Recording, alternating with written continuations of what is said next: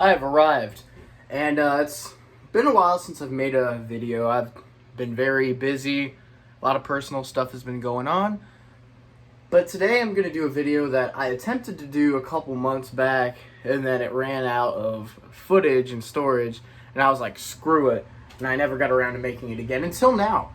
So, today I'm going to show you my, what should I call it? Probably Day the Music Died collection. That probably sounds a bit morbid, but I'm showcasing the collection I have of what I own from the three musicians that died February 3rd, 1959 in a plane crash in Clear Lake, Iowa.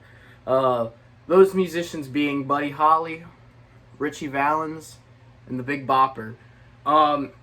Anyone who knows about the 50s culture and the 50s rock music scene is very familiar with The Day the Music Died. It's a lot more than a Don McLean song from the 70s, I'll tell you that. Anyway, so I have CDs and records of all of them. So I'm just going to start with the CDs, and I might have to step out of camera a few times because they're actually way over here. But, so the first one I'm going to show is this Big Bopper CD I have. It is Oh Baby, That's What I Like. It's got most of his stuff.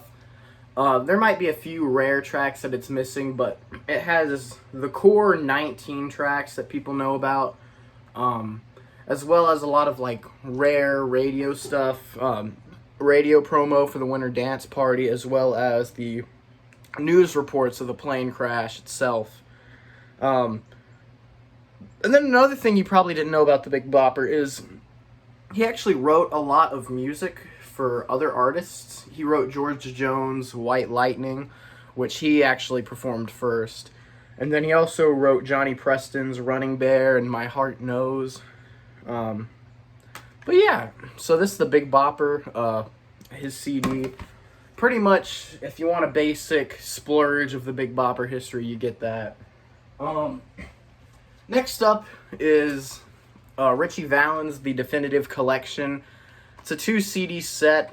It's got all of the official release studio tracks, the 23 tracks that he released, as well as a live disc, which was a live album that was put out after his death.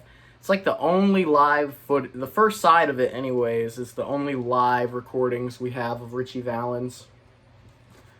But yeah. So that's for Ritchie Valens. They do have a box set out called Come On, Let's Go, which has like a lot of demos. I do not have that, but I would love to get it someday. Now we're on to Buddy Holly. Sorry about that. My dog was going crazy. So here's my Buddy Holly stuff. Start out simple. Greatest hits. This is from the 90s. I mainly bought this because it had Raining in My Heart, which I didn't have on CD. I actually owned, the next CD I'm going to show I owned before I owned this, which is The Very Best of Buddy Holly, which actually has like the Chirping Crickets album and the Buddy Holly like solo album on here, as well as a whole lot of bonus tracks. But not everything is on here, I'd say. I mean, it has the 2 albums, and it has some bonus tracks as well. But I wouldn't say it covers everything essential about Buddy.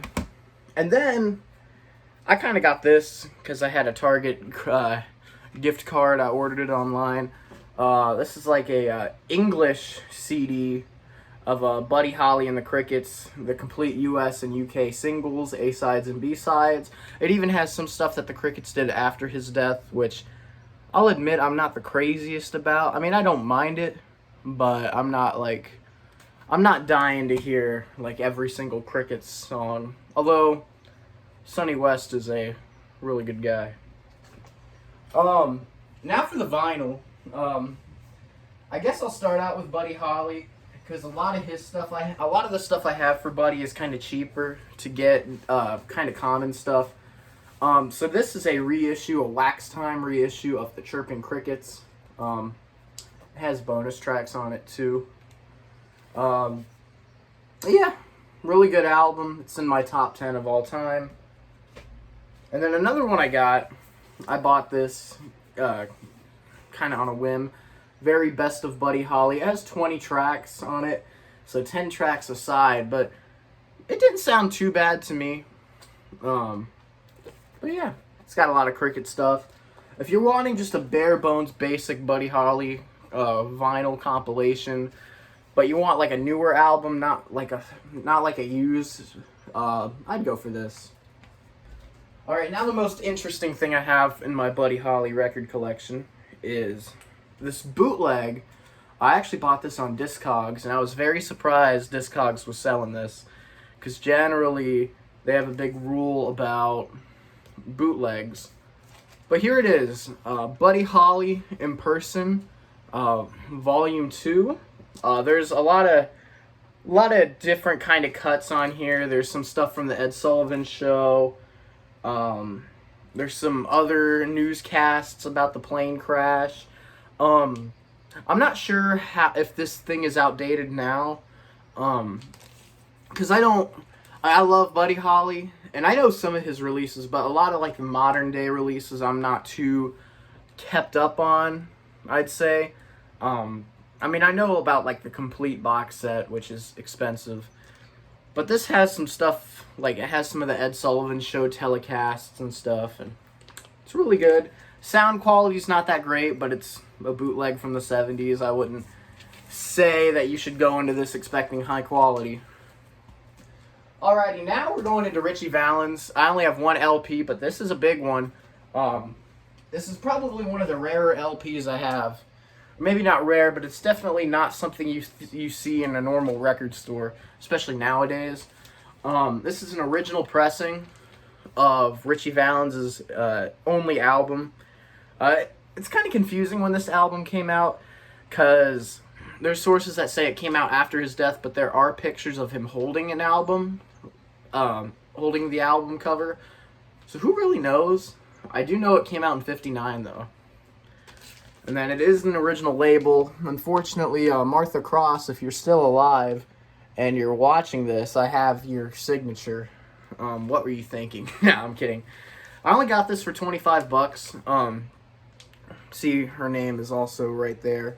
I got this for 25 bucks, and I think it was worth a steal, because I've seen this in even crappier condition go for a lot more.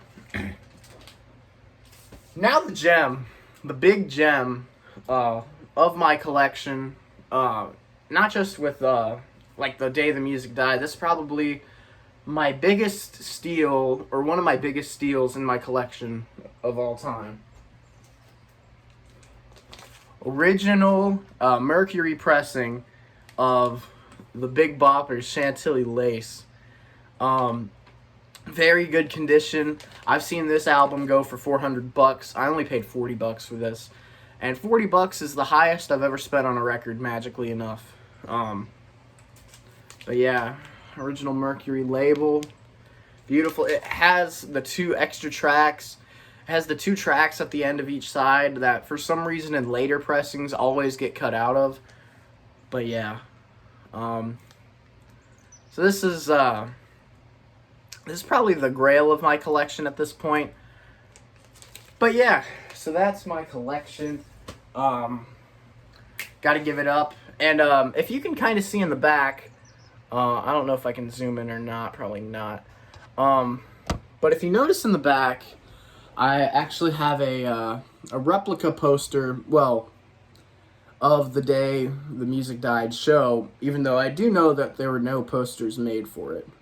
There's also my Kiss drum and a replica of Elvis's Army Draft ID. So yeah, happy to make this video, happy to see all you guys again, and I promise there will be more videos soon, especially with some of those new Prince releases. I plan to get those, so yeah, see you guys later.